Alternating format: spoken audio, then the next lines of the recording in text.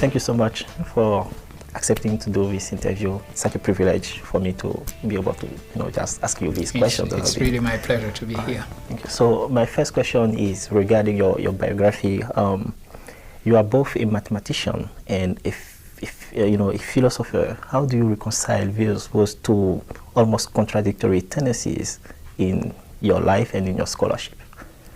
Actually, I did not find them contradictory. When I was studying in the final years of my high school, I loved both mathematics and philosophy, especially when I discovered philosophy at the end of high school. So when I first traveled to France to continue my higher education, actually I had 2 letters accepting me in 2 different programs. One letter from Lycée Louis-le-Grand accepting me into the program they know as Hippocagne and Cagne. Basically, that meant pursuing in philosophy and trying to get into École Normale Supérieure, which I eventually did. And the other letter accepting me was a letter from INSA, from Lyon, Institut National des Sciences Appliquées. So had I accepted to go to INSA, I would probably today be an engineer in some kind of applied science. So I decided to go into philosophy. And I was lucky enough to get into École Normale Supérieure to finish my agrégation in philosophy. And then I caught up somehow with my love of mathematics when I pursued studies in a master in algebra, and I did my PhD. I wrote my dissertation in the field of history of mathematics and logic.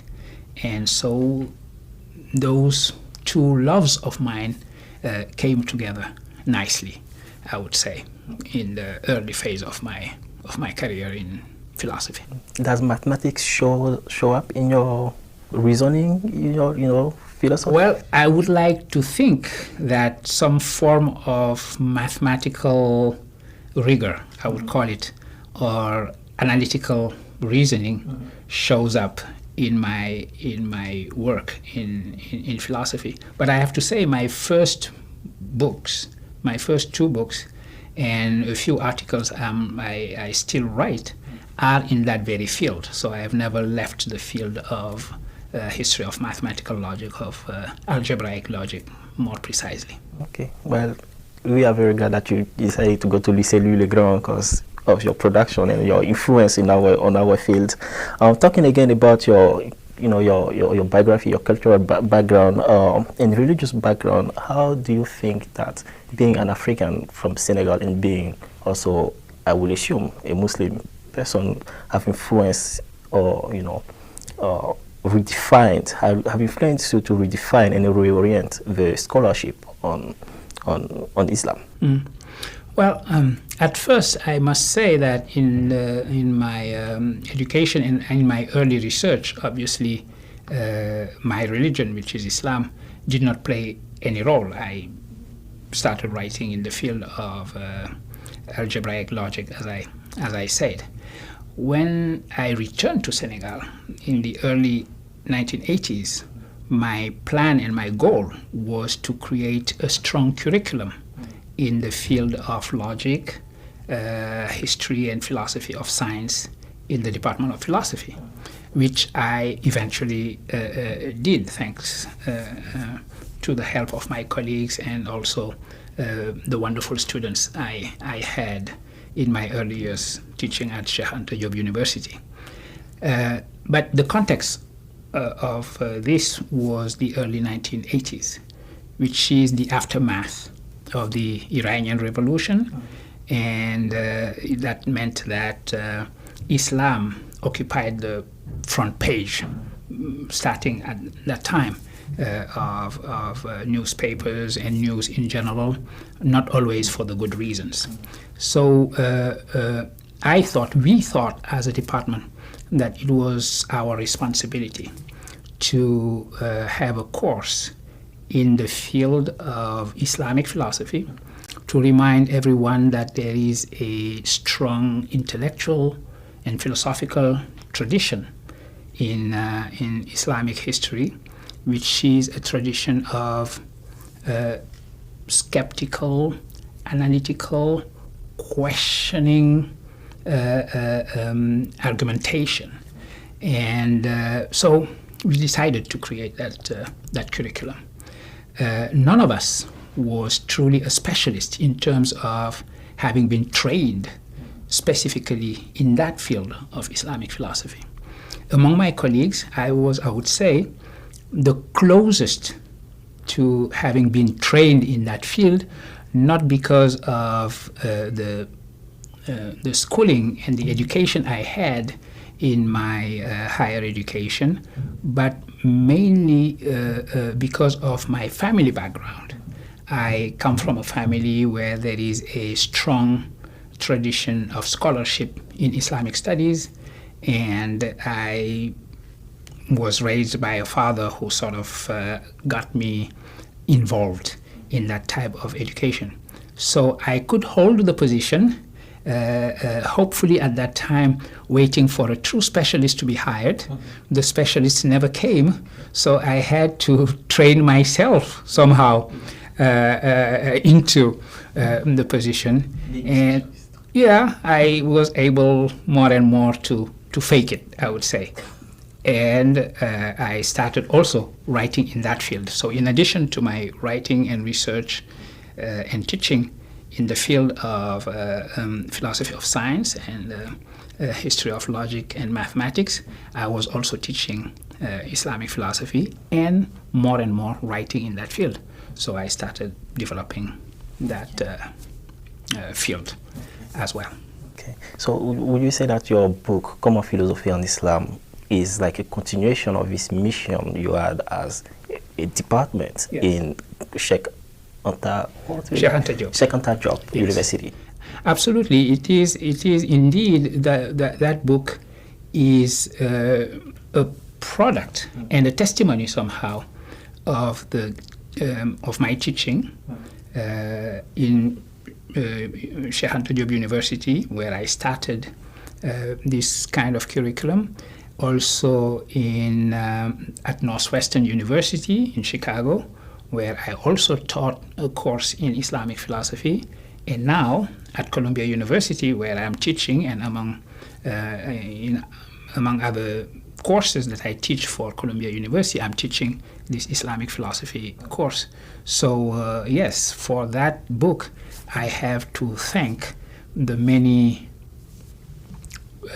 students who have taken my course in Senegal, in Chicago, and now at Columbia University. Okay, so what would you say, would be the geopolitical or epistemological stakes of, like, everyone knowing that there is like this tradition of like skepticism of reasoning in Islam? What would be the stake like for us now to know that? Well, I believe it's very important for many different reasons.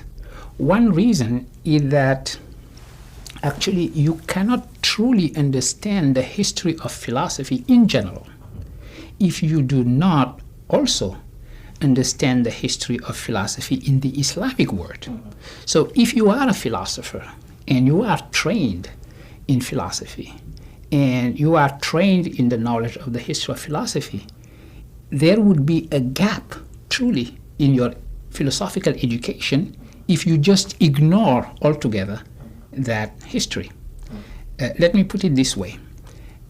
In most of the textbooks from which we learn the history of philosophy, you would have something along the lines of the history of the pre-Socratics, and then, of course, the Socratic moment, and then the post-Socratic moment, the Stoics, Aristotle obviously also being a very important moment, and then the Stoics, the Neoplatonists, and so on. And then from there you jump to antiquity, medieval Christianity, medieval Latin Christianity, and from there you go to the modern period and contemporary philosophy. That's basically the line that you follow, the path that you follow when you study the history of philosophy and when you read textbooks in philosophy. But this is a oversimplified history of philosophy, because actually you had all the development of Islamic philosophy and Jewish philosophy and Greek Christian philosophy, not just the Latin Christian philosophy.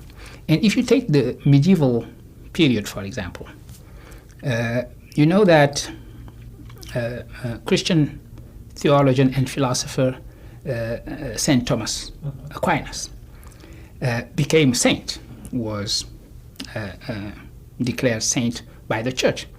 But before that, he was at one point condemned as heretic and under the accusation of being an Averroist. That is to say, following the philosophy of some guy named Averroes. So how could you fully understand Thomas Aquinas if you do not make sense of that accusation of Averroism, if you do not know who Averroes was? And in fact, you discover that Averroes is the Latinized name of a philosopher named Ibn Rushd, who lived in southern Spain and whose work was very influential and influenced by also the general history of Islamic philosophy. So you have all these names, these very important names, Al-Farabi, Ibn Sina, Ibn Rushd, Al-Ghazali, etc., who are part of the history of philosophy, who inherited, appropriated Greek philosophy and truly appropriated it, which means that they went beyond just commenting on it, but being productive on it, passing it to Europe, having conversation with Jewish philosophers such as Maimonides, having conversation with Christian philosophers, and so on and so forth. So you cannot ignore that history if you want to truly understand the history of philosophy. Now, what happened in the way in which we consider mainstream history of philosophy is that sometime at the end of the 18th century and in the 19th century, you had the reconstruction of the history of philosophy as something exclusively European. This was an ideological construction to decide that history of philosophy started with the Greeks, the Greek so-called miracle. A miracle is always convenient because a miracle by definition is not preceded by anything else, okay? And then from the Greek went to Rome, and from Rome to medieval Latin Christian Europe. That simplification happened at that time. Prior to that, in the history of philosophy, philosophers themselves never thought that the discipline actually was exclusively European. The Greeks themselves acknowledged what they own to the Egyptians. Descartes mentioned the importance of algebra, which he recognized as a foreign, that is, Arabic science, for the development of his own philosophy. Leibniz was very open to the rest of the world, to Chinese writing when he was doing logic. So it was not a problem for philosophers in general to acknowledge that the history of philosophy was much, much broader than just its European line. But 19th century decided philosophy must be the exclusive property somehow of Europe.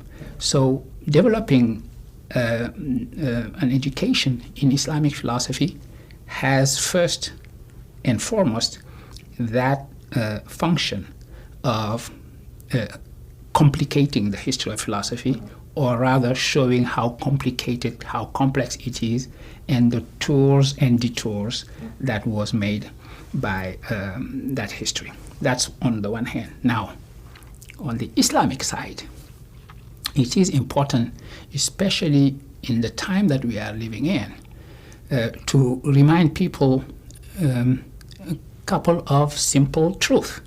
First, that Islam is not the religion of a few people who are now being on the front pages of newspapers, but the religion of 1.5 billion people. Second, that Islam was not born on 9/11, was not a religion born yesterday, that it has lasted for almost 1.5 millennium. And during that 1.5 millennium, it has developed as an intellectual and a spiritual tradition. And you could also add an aesthetic tradition. So that intellectual history needs to be known. That spiritual history needs to be known, and needs to be known by the Muslims themselves, who are undergoing, and that is my opinion, who are undergoing some kind of crisis of transmission of their own heritage and some crisis of understanding of their own heritage. So it is the responsibility, I believe, of intellectuals in general to educate people also by just reminding them of what that intellectual and spiritual tradition is. Okay, thank you. So talking about like this philological approach to those concepts as Islam, and relating it to this thing that I think we must talk about Senghor. L'émotion est nègre, la raison est Hélène. You are among the few scholars who have reinterpreted that, that sentence and have put it in a different context and have kind of, excused Senghor of the accusation of playing the colonial game. Could you, just as you did it yesterday, could you just in a few words retrace your amazing reconstitutionalization of this sentence? Well, actually, what I did with Senghor, the kind of rereading of Senghor against these too quick and dismissive accusations of essentialism. What I did actually was just simply read him. In other words, people have been dismissive of Senghor on the basis mainly of that infamous formula, l'émotion est nègre comme la raison est Hélène. And people seem to think that this is the first and last word of Senghor thought, which is absurd. What I've done is recontextualize actually that formula and remind people that this was written in 1939. And Senghor had 50 more years of writing where he himself revisited, explained, contradicted, rectified that formula. So one has just to read as a development one single formula. That was from one thing. Second thing, I paid attention to the context. What was Senghor talking about in the very essay of 1939 entitled What the Black Man Contributes, Ce que l'homme noir apporte? What was he talking about? He was mainly talking about African art. He had been reading just then an important book, a book that would be very important for him, a book on art nègre, as it was called, African art, written by Monroe and Guillaume, two art collectors, and entitled in English Primitive Negro Sculpture, and was translated during those years into French under the title La Sculpture Nègre, I believe. And so the reflection that Senghor had at that time was a contrast between Greco-Roman statuary and the aesthetics of idealizing reality, taking reality as it is, reproducing it in an idealized way. And he was contrasting that with the way in which African sculpture is not about reproducing reality, but trying to capture behind the appearance what Senghor called the sub-reality of the thing. And the idea that the artist was looking for the sub-reality beneath the surface of things, which would explain why he was not the artist, he or she was not pursuing the reproduction of reality, but on the contrary, combining forms, different forms, geometrical forms, exaggerating this feature of the human figure versus this other feature, etc. Senghor asked the question, what are they after? So it was not the goal of reproducing some kind of erotic relationship to the object through reproduction of the reality, but what he considered to be like a blow and the shock that the object is supposed to produce, because one enters a contact, is in direct contact with something he called a force, the ordering force that was represented by the artist. And he called that emotion. So within the context of his reflection, if you translate the formula he had, you would understand that what he was saying is that emotion, aesthetic emotion, is to the productions of African art what reason, analytical reason, is to the production of Greco-Roman art. And if you translate the formula that way, taking into account the context in which he was writing, then you understand that formula in a much, much less scandalous way as the way in which it has been understood.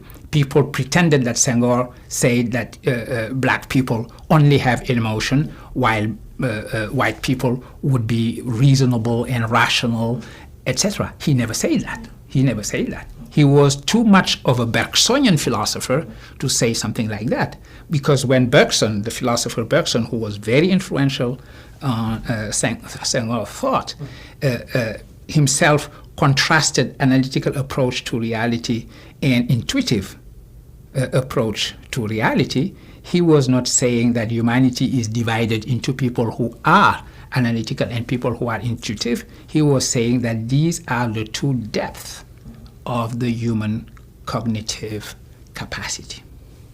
Excellent. That's such a, it's so nice to hear that, because, it's so revitalizing for, the negritude, and like for us who are like studying, these supposedly dead concepts, because, it's never going to come again. It's very fixed in the space and time. So thank you so much for, again, refreshing this, the scholarship on this side. Then this is going to be my last question. Yesterday on your talk about Senghor again and negritude, and you mentioned you kind of redefine negritude in terms of not this fixed concept in time and space, but something which is very dynamic, something which is, there is more to come. There is something, which is more global, actually. And that reminded me of the Glissantian terms of, concept of créolisation. Yeah. Would you say that it is the same, about the same, or do you see a difference between them? Well, indeed. I think that if we take negritude seriously, that is to say, if we read the whole unfolding of negritude, we also get that idea that, of course, yes, the essentialist language is there. This is not something to be ignored. But so is the language of fluidity, so is the language of mixture, so is the language of becoming. Toward the end of his life, and this is something I reminded everybody at the lecture I gave yesterday, toward the end of his life, in the letters he exchanged with Jeannette Vaillant, his American biographer, Senghor acknowledged that his own thought had developed through many different contradictions. And as he was saying at the time in the letter he wrote to Janet, it is only towards the end that one was able to see how these contradictions converge into some form of symbiosis. And he also said in the letters he exchanged with Janet Vaillant that negritude should not be considered an essence, but an existence. And he added, in the Sartrean sense of it, or in the Teilhard de Chardin way of understanding a phenomenon, which means that he was conscious that negritude was some kind of open-ended existence. And that was very important. If you start reading the whole movement as a movement from that perspective, then you can see how the texts written by Senghor are much more complicated. Very recently, actually a few months ago, the posthumous writings of Senghor were published. Lectures he gave, speeches he gave after the 1970s. They were published together under the title Éducation et Culture. And in fact, this volume would have been the Liberté 6 volume of the series. As you know, Senghor has gathered all his essays and speeches and writings into these volumes, Liberté 1, from Liberté 1 to Liberté 5.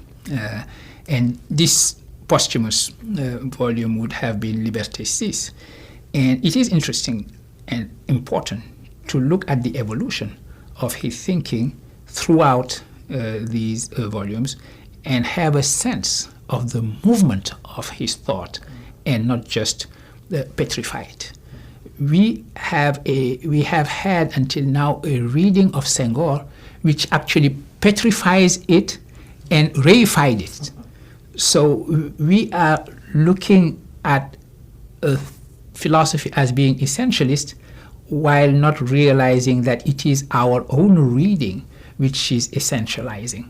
And somehow it is Sartre, right at the beginning in 1948, who is guilty of that reification and that essentialization of negritude, which is ironic because he is the philosopher of existence. All right. Okay. Thank you so much. You're such a pleasure, welcome. Such a privilege to hear these words from such a renowned scholar as yourself. Well, thank you so much for the invitation.